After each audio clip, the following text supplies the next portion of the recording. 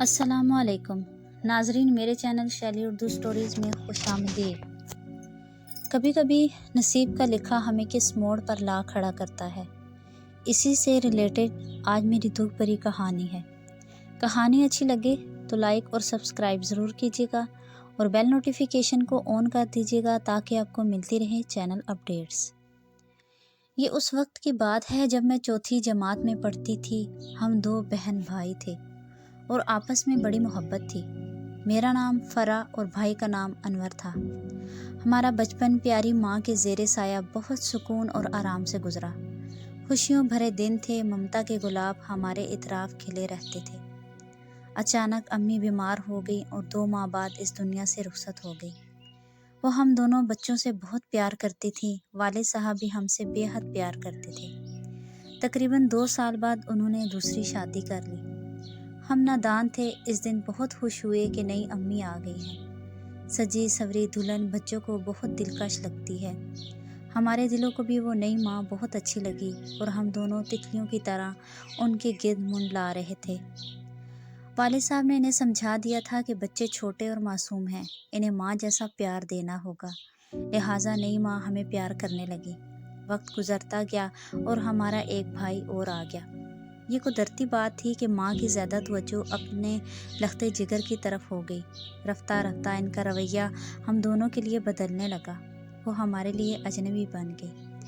हम दोनों बहन भाई बहुत परेशान रहने लगे। वक्त गुजरता रहा।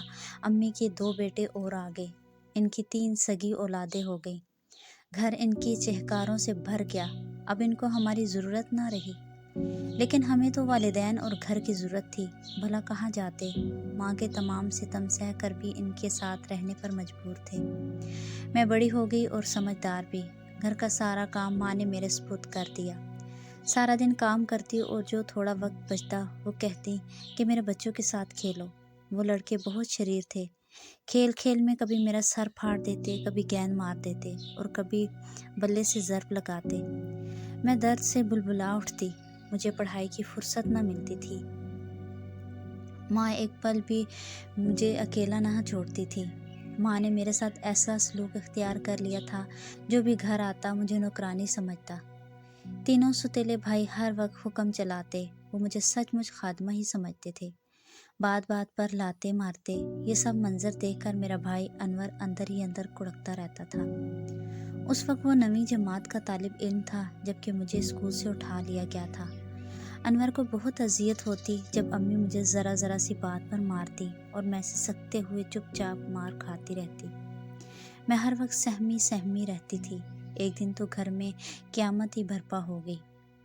उस दिन जब अनवर स्कूल से घर आया तो मैं बैठी रो रही थी और तीनों छोटे भाई मिलकर मुझे मार रहे थे। अनवर से ये मंजर देखा ना गया। पहले तो उसने इन्हें मना किया, लेकिन वो बोले कि तुम्हें क्या, ये हमारी नौकरानी है, हम इसे मारेंगे। अम्मी ने भी अपने बेटों ही की तरफदारी की। तभी अनवर को गुस्सा आ गया।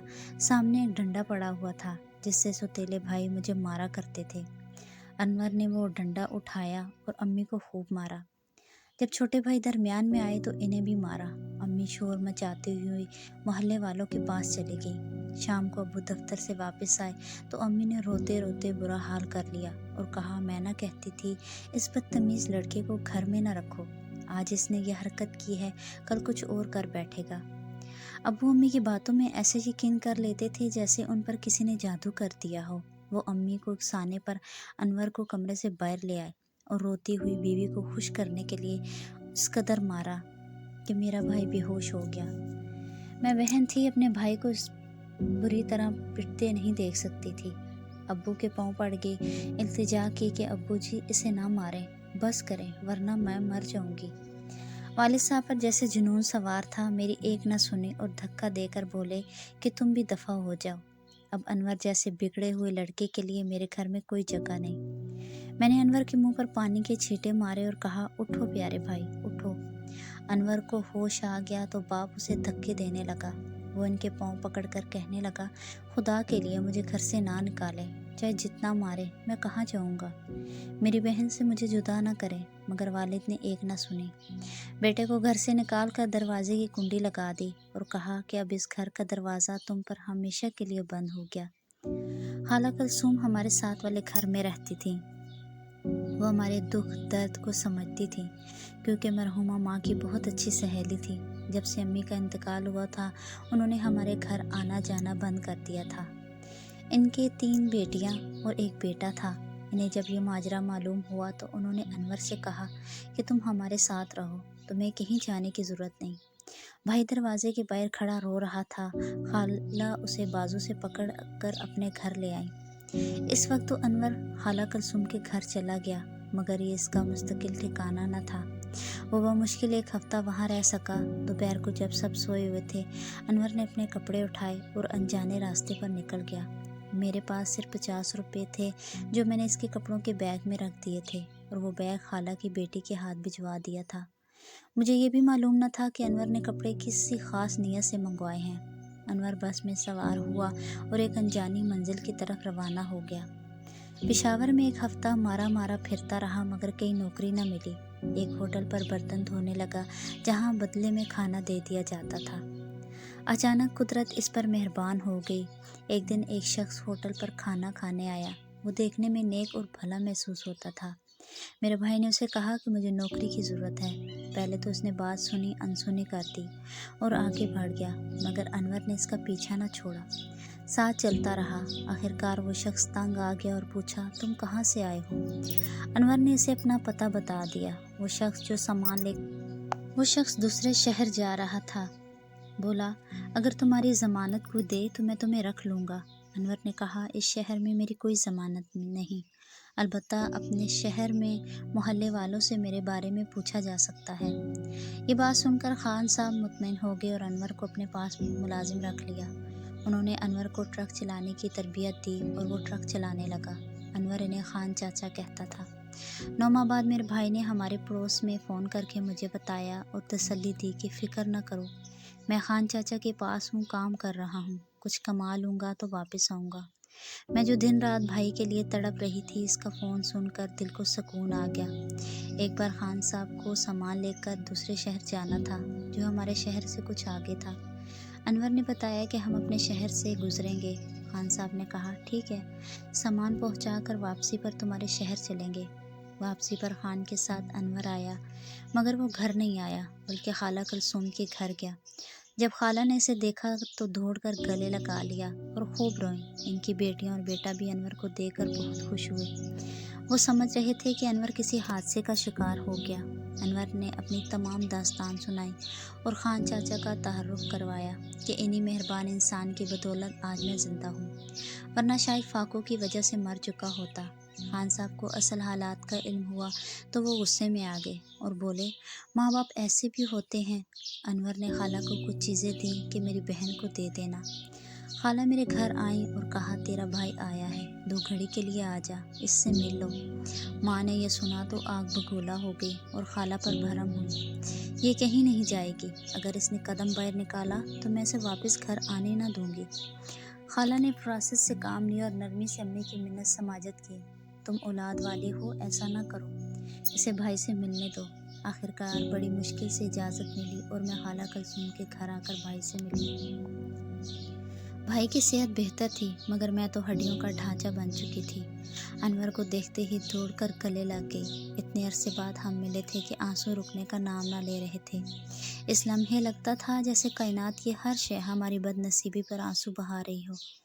ذہن میں ایک ہی سوال تھا، اگر ہماری ماں زندہ ہوتی تو کیا ہمارا ایسا حال ہوتا؟ دنیا میں سوتیلی ماؤں کی عجیب داستانیں سنی اور پڑھی بھی۔ واقعی اگر سوتیلی ماں بری ہو تو وہ قیامت بن جاتی ہے۔ تھوڑی دیر ہم نے باتیں کی، پھر بھائی جانے لگا، میرے سر پر ہاتھ رکھا اور صبر کی تلقین کی، پھر خان صاحب کے ساتھ واپس چلا گیا۔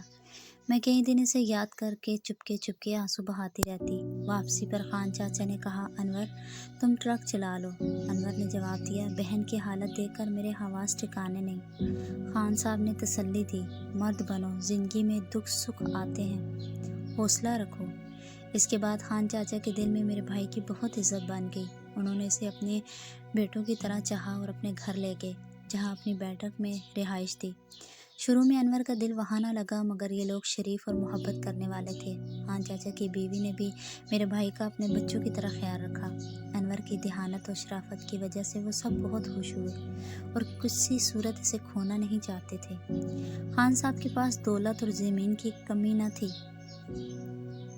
مگر ان کے قبیلے سے دشمنی چل رہی تھی۔ انہوں نے اپنا ٹرک انور کے حوالے کر دیا اور کہا، کمائی جمع کرو تاکہ تمہاری عزت سے شادی کر سکوں۔ وہ انور سے بہت خوش تھے اور اس کی بہتری کے لیے سوچتے رہتے تھے۔ بعد میں انور کو میری یاد ستانے لگی۔ وہ ایک روز اکیلا ہی ہمارے محلے آ گیا۔ خالہ کلثوم کے دروازے پر دستک دی۔ ان کی بیٹی انور کو دیکھ کر بہت خوش ہوئی، عزت سے گھر کے اندر لائی۔ جب انور نے خالہ کے بارے میں پوچھا تو وہ رونے لگی، کیونکہ خالہ کو فوت ہوئے 1 سال ہو چکا تھا۔ انور نے مجھ سے ملنے کی کوشش کی، مگر ماں نے خالہ کے گھر جانے کی اجازت نہ دی۔ وہ بغیر ملے واپس چلا گیا۔ میں دروازے کے درز سے اسے جاتے ہوئے دیکھتی رہی۔ میرے آنسو بارش کے قطروں کی طرح گالوں پر گرتے رہے۔ خان چاچا کو جب انور نے بتایا کہ ظالم ماں نے بہن سے ملنے نہ دیا تو اسے بھی دکھ ہوا۔ کچھ سوچنے کے بعد اس نے اپنی بیٹی کی شادی میرے بھائی انور سے کر دی۔ ادھر ابو نے میری شادی کر دی اور یہ سب میری سوتیلی ماں کے کہنے پر ہوا۔